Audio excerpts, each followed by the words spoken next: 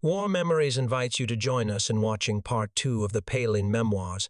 This is a collection of stories by many authors who are veterans that once fought in the P.1 area, and War Memories would like to combine them so you can follow easily, however, because they are from different authors. Although we tried our best to arrange the stories with a similar timeline, each story is still a separate entity.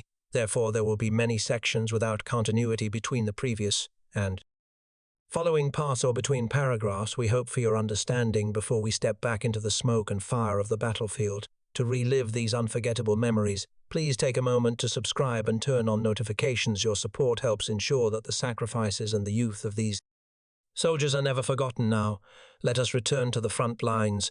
Now let us follow the P.1 memories of Uncle Nguyen van Le Company, 12 Firepower Battalion, 3 Regiment, 812. February 1982, our military service draft was the first one the state implemented under the law on military service issued at the end of 1981. On the first day of enlistment, I was gathered at No. 2 EXO Viet Ninh Street, Ho Street, to wait for handover to units. After 2 days, I was assigned to Reconnaissance Company 22 under the Ho Chi Minh City Command to train with some cadets from Ho Chi Minh City. By April 1982, some brothers and I was sent to attend a non-commissioned officer course at the military school of the City Command located in Thu Duc. On June 30th, 1982, Major General Tran Hai Phung, commander of Ho Chi Minh City, came to the school to announce the end of the course and assign tasks. The non-commissioned officer school would set out to perform international duty and also disseminated some battlefield regulations for students to know that night. My whole school had 3 companies, and it was like a broken beehive. All discipline and regulations were ignored and not implemented. Later, the company required all students to write a voluntary application to perform international duty the next morning. Anyone who submitted the application early would have a permit for 4 days off to visit their family. Personal belongings were all gathered up to the company headquarters for management. Thus, our military service draft was different from previous ones in that we were clearly informed before switching to combat duty, so any brother who determined their ideological responsibility was present at the school on July 5th to prepare to set off for Cambodia. There were some brothers, when they came back from leave, the remaining time was spent learning more lessons on the structure of various mines and how to defuse them, receiving crash course training to be close to reality for soldiers. Besides, there were also some brothers who deserted and did not return to the unit during this time. I also did not understand why, perhaps due to circumstances or some other impact, so some brothers deserted relatively easily because the unit management was almost left open. Basically, after training, our soldiers went out of the unit to hang out and drink all over the place. On the morning of July 9th, 1982, all units gathered at the City Command to hold a departure ceremony for the noble international duty. They were representatives of the City People Committee, the Women Union, the Association of Soldier Mothers, coming to give gifts to the volunteer soldiers. The gift consisted of a checkered scarf, a bag of salt and pepper, mostly salt, and a few sweets, tea, and cigarettes. We knew that the day of departure had arrived. The confinement order had also been issued. Military police blocked the exits at some units that afternoon. I remember it rained continuously until dark. The anxious mood of each person before departure time, combined with the weather that kept raining persistently, mixed with the sound of insects crying out in the cemetery, making the atmosphere in the whole unit very sad at this time. The brothers no longer joked around like usual, but each person lay long on the bed with their own vague thoughts. Not waiting long, on July 10th, 1982, suddenly the alarm whistle blew repeatedly, and the order came for everyone to gather with backpacks and personal belongings ready. The commander read each person's name, and just like that, we took turns climbing onto the GMC trucks waiting in the yard. After stabilizing the whole unit, marched towards the Quang Trong training ground, joining with a wing of the Jaya Dinch Regiment following National Highway 22 straight to Cambodia through the Mok Bay Tay 9 border gate. On the march in the night, the convoy ran through countless villages and beloved Vietnamese houses. At this hour, loved ones were sleeping peacefully. How many knew that in the night mist, an army of young men was bidding farewell to the beloved city, heading to the battlefield to defend the fatherland? Our convoy rushed in the dark when the sky just dawned and faces were not yet clear. We arrived at the Mok Bay border gate and started entering Cambodian land, heading towards the Neak Loeung ferry when the convoy stopped waiting for the ferry to cross the river. Some brothers took the opportunity to exchange Vietnamese currency for Cambodian riel and buy some more personal items. Actually, only a few brothers still had Vietnamese money to exchange because the majority had spent it all during the days the unit was lying in wait for departure orders after crossing the river. Our convoy continued to move northwest along the march route. The convoy continuously had to leave the road surface to go down into the fields, and then circle back to the road surface because too many bridges and culverts had been destroyed when the convoy passed through villages. The Cambodian people on the road, when encountering the army, waved too. Welcomed the Vietnamese volunteer soldiers very warmly and joyfully. The Cambodian people showed hospitable gestures to us. Or was there something hidden behind those faces, worried but unspoken in the late afternoon? The army stopped the vehicles at Station Q1 in Kampong Shnang to sleep. Overnight and continue the next morning. That day we were treated by the station to a dinner with plenty of fresh fish. Because this station was located near a large river, after the meal, the brothers slept a very long sleep because they had passed a whole day sitting on the vehicle, tired because the road was very bad with many potholes. Early the next morning, when just waking up, everyone took the opportunity to do personal hygiene and eat breakfast. Then each person received an extra ball of rice for lunch. That day the convoy continued to march towards Battambang. After the vehicle ran for a while, half of the formation was separated to go towards Siam. The remaining half continued straight. My vehicle was in this formation on the way. Just like yesterday, we were warmly welcomed by many Cambodian people. But there was one difference today. When running past Cambodian houses, there were many old soldiers who went before, living among the people, who gave signals by pointing towards the front, then used their hands to make chopping motions and then chopped at their own legs. The meaning of the brothers was secretly telling us to pay attention ahead. There are many enemies, remember to keep your legs. Seeing those signals, all of us brothers understood that the place we were about to come to live and fight would have many dangers and fierceness waiting for the new recruits entering the battlefield. Perhaps almost everyone felt anxious, not knowing how their fate would turn out. The convoy kept running until night fell, then brought us to Battambang province. We entered to rest at a very large abandoned pagoda with a wide yard. Much later I learned that it was the logistics area of Division 309. That night we had to eat dinner very late and had to eat blindly in the dark. After that everyone went into the pagoda and rolled out to sleep, not even bothering to hang mosquito nets to protect against mosquitoes during the night. There were also some brothers, because they were too hungry, sneaked out to the locals to eat and drink before coming back to sleep. By the next morning, as soon as it was light, we heard people whispering to each other that the Voice of America radio had news that Vietnamese troops had just sent more troops into Cambodia. Morning of July 12, 1982, in front of the pagoda yard, we were gathered into many vertical rows to wait for officers to perform the troop handover duty. At this time I was sitting on my backpack due to the heat and thirst, so I also unbuttoned my shirt. My hand used a pith helmet to fan myself. Then I saw from afar 3 soldiers fully equipped and wearing red military control armbands. I recognized one of those 3 soldiers was Tien, who from childhood lived in the same neighborhood as me. Tien enlisted in 1980 and in 81.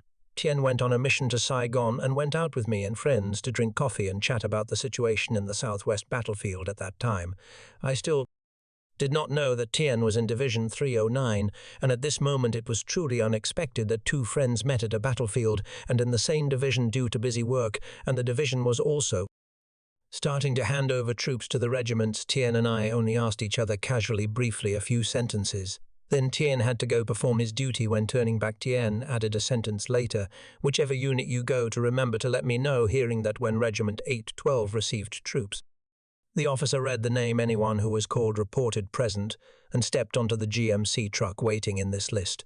There was my name and some comrades from the non-commissioned officer course of the city command going to Regiment 812 together. When I was already on the truck, Tien came back to find me and asked which unit I was going to.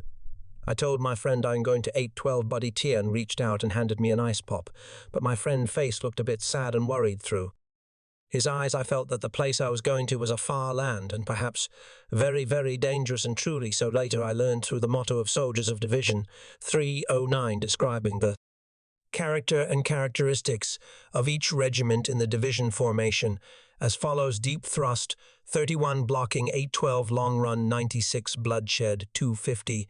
Thus Regiment 812 that I was going to was a unit specialized in blocking close to the Cambodian-Thai border, where it would be extremely dangerous for every soldier, both in battle and in the daily life of the soldier. Perhaps because of that, my friend Tien showed anxiety when he heard I was going to Regiment 812. The division trucks continued to carry us into Regiment 812 in the direction of the 3 mountains. towards the Pring Dam straight towards the Hen when the truck reached the engineering battalion of the division.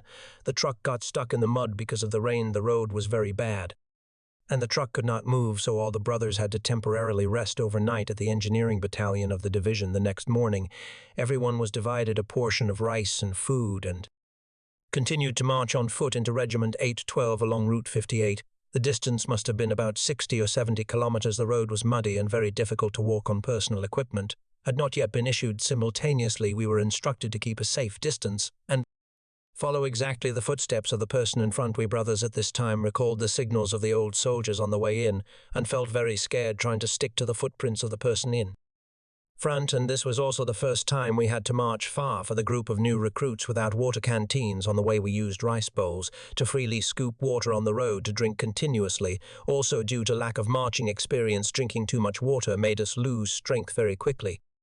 That evening the formation arrived at Battalion 9 Regiment 31, where we stopped to eat and sleep. Specifically, the next morning, July 15th, we continued to march to the regimental headquarters of Regiment 812 along Route 58. After the road clearing and blocking units along the road had done their job today, the brothers seemed more cheerful and eager than yesterday, because it had been conveyed that we were about to reach Regiment 812, but in reality, for our group of new recruits, we did not fully understand the word "about to" of the officers also meant it was still very far at this time. The formation had entered the territory of Regiment 812 after passing Battalion 9 Regiment 31 and walking a quite long distance. We reached the base of Company 17 DKZ, continuing to march until noon. We arrived at CNP's Company 19 Engineers, then continued to march past the outpost of Company 18. At this time I did not know that this outpost would later hold many memories for me. In continuing to walk about 5 or 7 kilometers, we arrived at the regimental headquarters of Regiment 812. The march today was shorter than the previous day, but for us new recruits not used to marching and having to keep distance, the formation was quite long. Until 3 p.m. the whole group finally arrived at Takol. After that, the regimental headquarters assigned us to temporarily rest at Company 16, the 82mm Mortar Company, to wait for assignment to units. In the following days we gathered at the hall of the regimental headquarters to learn about the tradition of the regiment and wait for them battalions to come and receive troops. By the morning of July 20th, the regimental headquarters allowed the battalions called K1, K2, and K3 to return to the companies directly under the regimental headquarters. I was assigned to Company 18 along with friends Lan Phong, Trong Hung, Phong Son Hai, and Dong Khan. All 9 brothers were from Ho Chi Minh City. Brother Phong and Brother Trong were married and older later. I learned that all 9 brothers returned to the city fully. No one had to leave their body on the battlefield, so starting today we all shared a new name, that is soldiers of Company 18 Firepower of Regiment 812. We were led back to the unit by Brother Nengo, the deputy commander of the company, and I was assigned to Squad 2 Platoon 1 of Brother Nan, a soldier from 77, native of Dien Ban, who was then the squad leader. Remembering the first days back at the unit, our group of new soldiers was cared for, instructed, and looked after very thoughtfully by the older brothers who went before. The brothers tutored us from the work of building the unit base to combat bravery and learning tactical techniques, specialized in 12.7mm guns. Back then, any day it was dry, we worked on building houses, digging tunnels, and combat communication trenches in the unit, and if it rained any day, we sat inside the house, learning how to disassemble and assemble guns and the features of each part of the 12.7mm gun. When night fell, we had to exit the unit to learn how to march at night. Even just 7 days after arriving at Company 18, we directly participated with the old brothers in combat ambush operations for 7 continuous days in the direction of Hill 196, with a ratio of 50% old soldiers and 50% new soldiers. I will tell specifically later. This was also a way to build for the new soldiers to quickly have strong combat bravery to replace the brothers taking on the duties of Company 18 when they were discharged. I still remember when I first came to Company 18 at this time. The whole unit was building a new base. The group of Ho Chi Minh City new recruits, like us, had the opportunity to learn and get used to how to erect houses, tunnels, fortifications, then cut thatch, beat thatch to roof the house, and cut bamboo.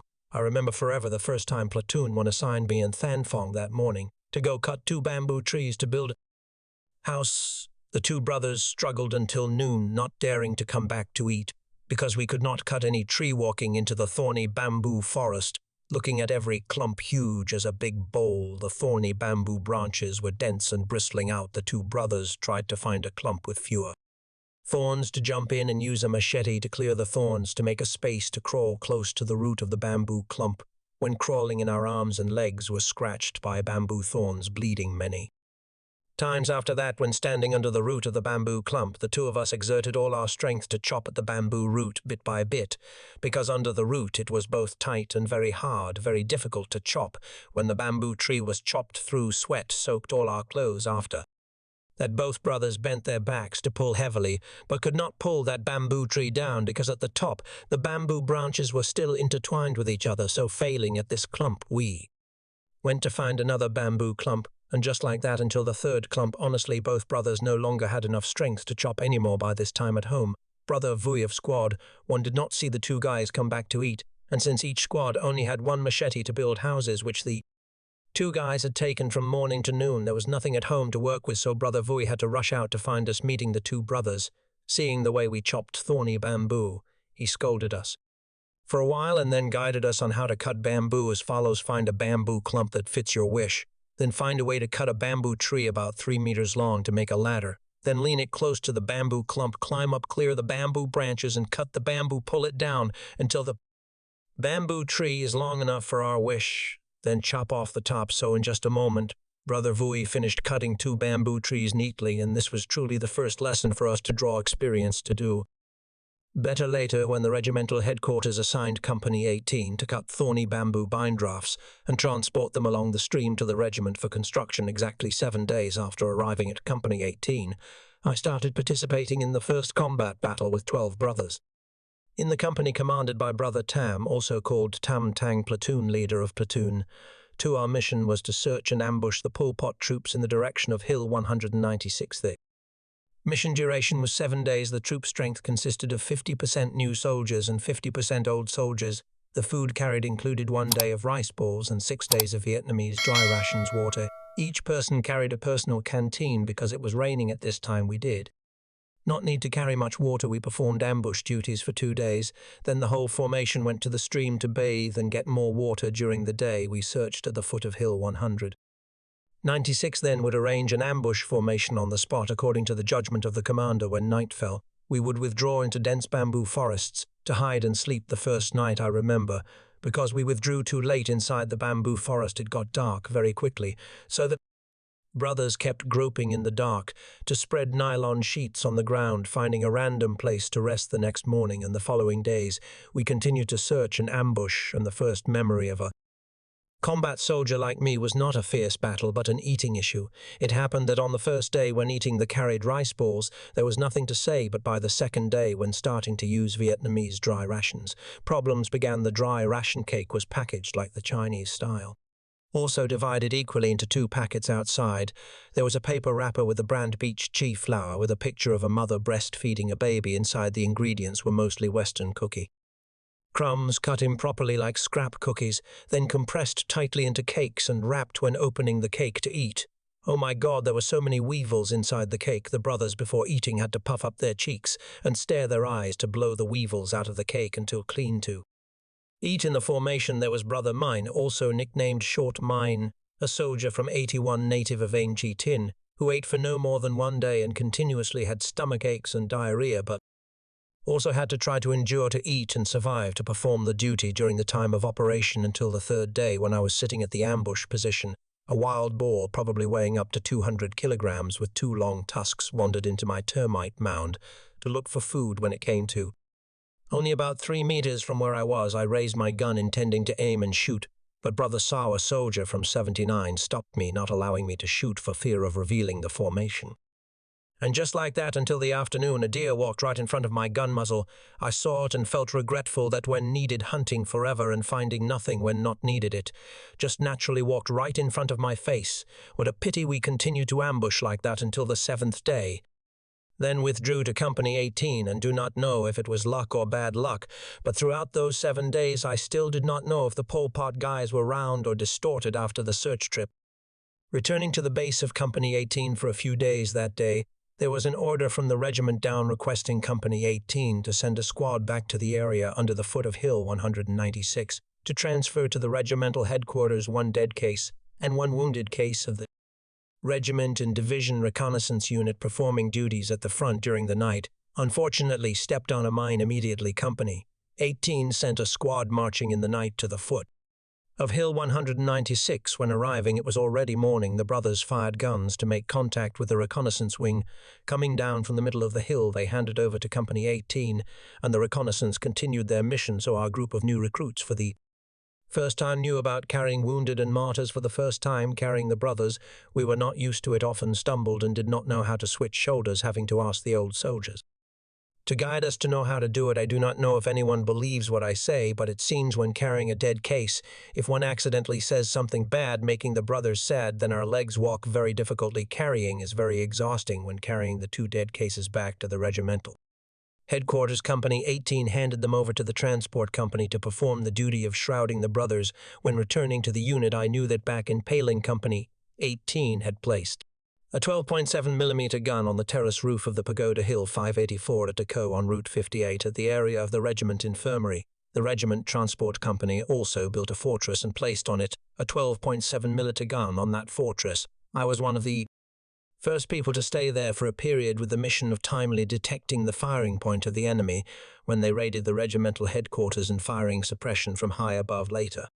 The regiment supplemented with an 82mm mortar observer to adjust fire. Calling it a fortress sounded majestic, but actually this fortress was built on 3 ancient trees at a clump available. Then wooden boards were nailed to make a floor, each side about 3 meters, and Company 18 went up there to place the 12.7mm gun, along with a wired telephone to adjust artillery back then on the fortress.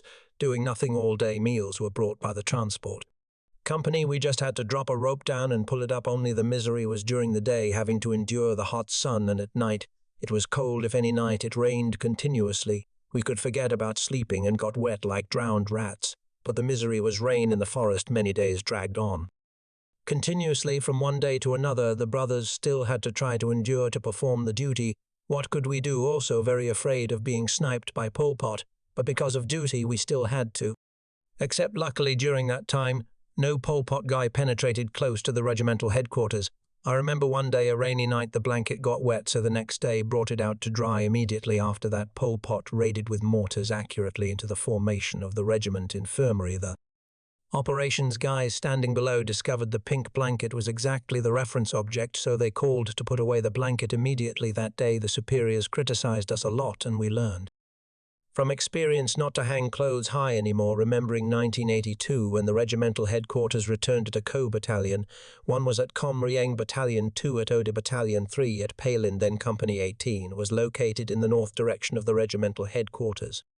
And Route 58, Pol Pot troops from Thailand penetrated and raided the regimental headquarters, aiming to cut right between Company 18 and the engineers. Therefore, from 1983 onwards, when the Pol Pot troops discovered the position of Company 18, we had to regularly endure their long-range raid attacks. There were days they fired like keeping a beat every once in a while, a few mortar shells or DKZ cells one after another, until dark. During this time the brothers implemented the empty house bed tactic, meaning every night everyone went out to the communication trenches to sleep. Even fellow countrymen at the regimental headquarters visiting also had to quickly leave, not daring to stay long for fear of Pol Pot's sudden mortar shelling. During this time, the base of Company 18 had half the formation lying in the open field and half the formation lying in the bamboo forest. In 1982, when leaving Palin to come here to work mainly on building bases and manning outposts on Route 58, Company 18 had an outpost on Route 58, the section from Ako to Sea and Peace. During this time in my unit,